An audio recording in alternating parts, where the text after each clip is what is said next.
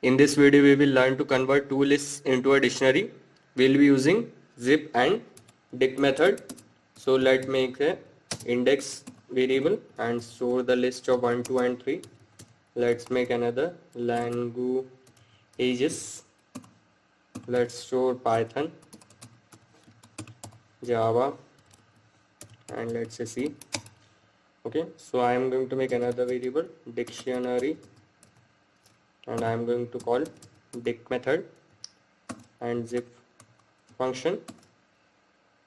So index will be the first argument and second will be our languages. Okay, so let's print the dictionary. So let's run it. So you can see the dictionary, 1 as the key, Python as the value and so on. So the zip function takes the iterables, aggregates them in a tuple and returns it. Likewise, dict function gives the dictionary. So let's use the list comprehension. Okay.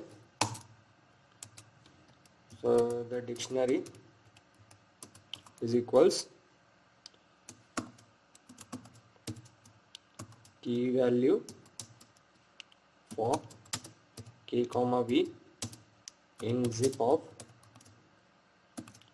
first argument will be index and our second argument will be languages.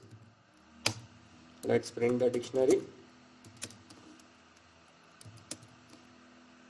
So here also you can see the same output.